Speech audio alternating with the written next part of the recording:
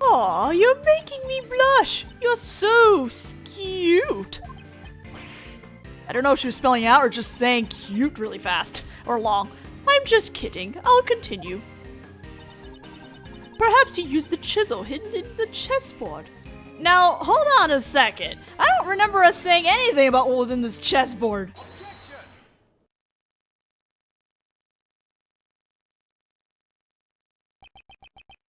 Warden Roland, you certainly are sharp-witted. Hey, enough with the titles. Call me Patty. P-A-T-T-Y. However, there's something you were a little too knowledgeable about. Ooh, embarrassed? You're such an inexperienced child, Edgeworth dear. Ugh. Fight on, Mr. Edgeworth! You said you didn't really know much about Knightley. If that's the case, how did you know about the chisel inside the chessboard? Oh, of course, the entrance check. Enough with the poor excuses, the entrance check. The chessboard wasn't something Knightley brought with him. It was brought to him later by Mr. Keyes. He didn't even have it when he arrived here. That's... Oh, my mistake. I meant the parcel check. Even if we assume that, there are still many suspicious points. Why wasn't such a chisel immediately confiscated? Ah! Judge Courtney, did you tell anyone about the trick to this chessboard? I did not. Oh, Roland! If no information about our investigation was leaked, then how did you find out? You could not have examined this during the entrance check or parcel check. Certainly. Someone in the warden's position would never have let a chisel slip by. Exactly. So answer this, Warden Roland. When and how did you learn about the chessboard's secret? In that case, I shall answer for you. It is because...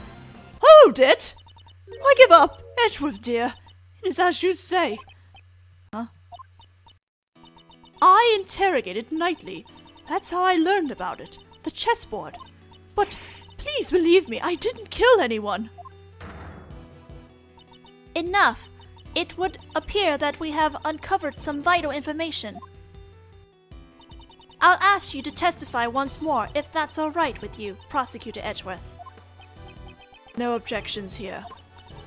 Thank you, Edgeworth dear. I'll do my best. Well then, Warden Roland, I trust there will be no lies from here on out. Her pool of lies is slowly running dry.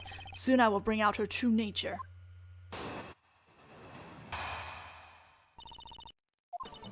I wouldn't go so far as to call it an interrogation. I always make sure to talk to all the new arrivals. Mr. Knightley. Yes, we had a little chat. After our talk, he went right back to his cell, I assure you. She's piling lies on top of lies, not realizing that it only tightens the noose around her neck. You speak with the new prisoners, you say? That's right. I'm glad you understand.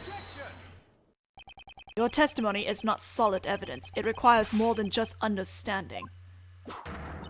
Well then, Prosecutor Edgeworth, you may begin your cross-examination.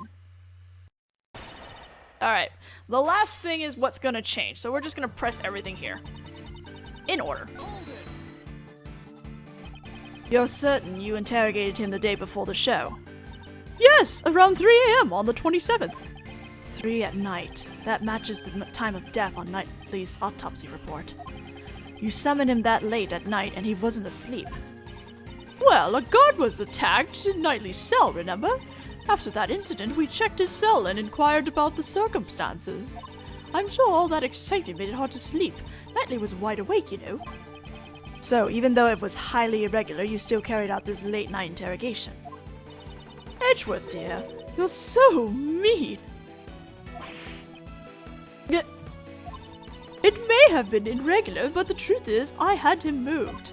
You can call it what you like, it still doesn't change the facts.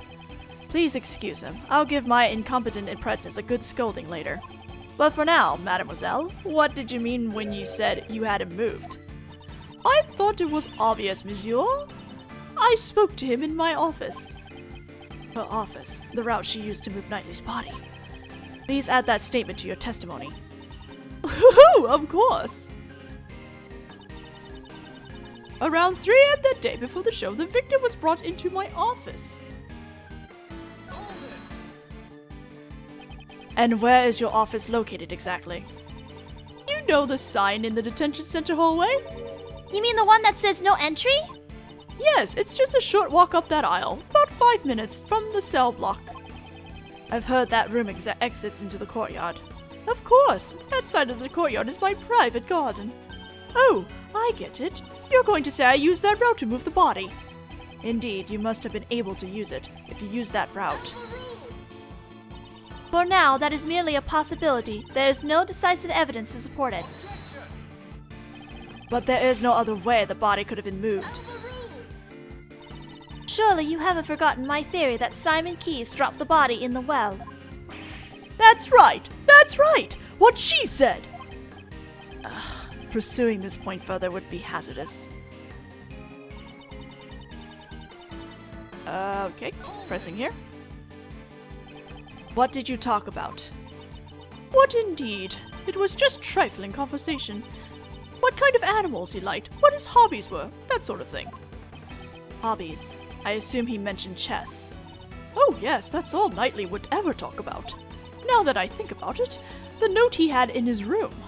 It probably had something to do with chess too.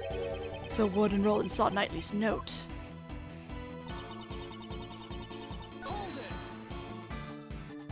And what was Knightley like during the interrogation? He was very honest. Mr. Knightley was... Honest, pal? He always... Excuse me. He always talked about a croissant and some kind of promo. In passant and chess piece promotions, I would presume. Looks like he was his usual chess-loving self. I think I mispronounced whatever Roland said. Alright, so we press here and something will happen. If he really returned to his cell, there is no way he would be a corpse now. Hold it! I know you're suggesting that I killed him during the interrogation, but I couldn't possibly have had a motive to kill Knightley, could I? Dogen was the one who I hated, and he had no connection to the victim. She only hated Dogen. Please add that statement to your testimony. Dogen was the one I hated, and he had no connection to the victim. Are you sure? You just mentioned that you saw the memo. You saw this note, didn't you?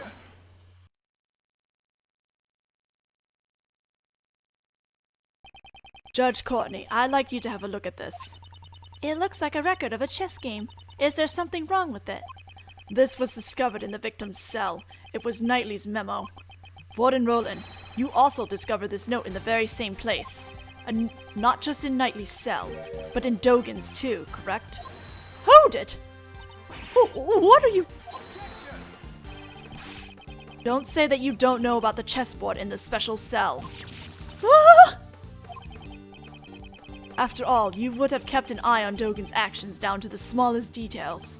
No, to be more precise, it wasn't Dogen that you needed to keep an eye on. The warden was searching Mr. Dogen's henchmen! From the start, I found it strange that the wardens interrogated the prisoners personally, since he used his henchmen to threaten harm to a family. Warden Roland interrogated Dogen to expose them. So, what are you saying? As you inspected Dogen's mail, you must have known that he played correspondence chess. Ah! And then Knightley appeared with the chess memo in hand. We've deduced that he and Dogen were connected. You must have arrived at the same conclusion as well. However, you went one step too far in your reasoning.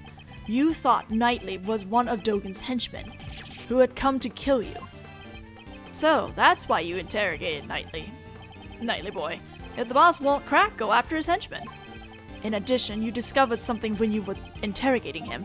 Inside his chessboard, you found a portable chisel. The murder weapon! To Warden Roland, the chisel was a symbol of Dogen, and that was the final straw. You believed Knightley was one of Dogen's henchmen, and you killed him. It seems there will be no rebuttal, Judge Courtney. Your verdict. Though it is incredibly unfortunate, there seems to be no room for doubt. I shall announce my verdict for the murder of Horace Knightley. Hold it! Twice my sacred verdict has been interrupted.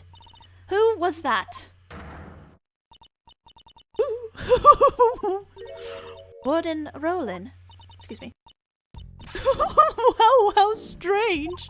You guys really don't understand anything. It would seem the one who doesn't understand is you. Me? Oh, I understand one thing very well. There is a huge contradiction to your logic, Mr. Edgeworth. Once she's cornered, she starts spouting nonsense. Pay it no heed, Judge Courtney. Your verdict. I am interested in hearing what the warden has to say. What? I thought so. I just have one thing I want to say. One? Please take a good look at the autopsy report. The autopsy report, the one I brought with me. I heard exactly what you said earlier, Justine darling. You said the wound was 4 inches deep. 4 inches? No way. Could that tiny chisel really have made a wound 4 inches deep? Impossible! How could I have made such an error? Oh, forgive me, goddess of law. Well, I believe that overturns your hypothesis. What will you do now, Mr. Edgeworth? What will we do? It'll be alright, pal. Mr. Edgeworth always... Mr. Edgeworth seems, tongue-tied, stuck here. Whoa, hey now, he's gone all white. Hey, you're a defense attorney, aren't you? Isn't there something you can do, pal? Do that turnabout thing. Make some earth-shattering objection. Uncle Ray's a hard worker, but without a decisive evidence, we're just whipping a dead horse here. Does that mean it's hopeless? The true killer is Warden Roland. If it's not her, then nothing that's happened fits. But the chisel isn't the murder weapon. Are there any other sharp objects here? There are still many mysteries remaining in this case. However, we do not have the evidence to solve them at this present time. We have no choice but to continue this battle in the courtroom. Objection. That would just give the killer a chance to destroy evidence. Are you mocking the court? No. I didn't mean anything like that. You look perplexed, Miles. Thought of anything yet? The chisel is not the murder weapon. In that case, what is? It's no use. We're back where we started. No objections, Prosecutor Edgeworth. By the way, any baseless statements will be punished accordingly. Come on, Edgeworth. It's no good. I can't think of anything. I need more time. I regret to say I have no... Hold it! No, Mr. Edgeworth! Remember what Mr. Shield said! If we give up, Simon will... Have you forgotten that sad look on his face? He was the one who suffered most from Knightley's death. If we can't save him, who will? Besides, Simon believes in us, so we can't give up. Hey. Miles, looks like you found a good partner. It's like little Kay says. Whenever you're backed into a corner, think of your client. Keep fighting until the very end. Isn't that the feeling you're getting? Gregory, your old man, no matter what trouble he faced, he would always turn things around and save his clients. You've got his blood in you, right? In that case, you're the only one who can turn this around. I'm getting hit by feels. Judge Courtney. The look in your eyes has suddenly changed. If you do intend to speak, you better be prepared to face the consequences. Well, you sure will be ready in the next video because we're out of time now, so I'll see you guys then. Bye-bye. Feels.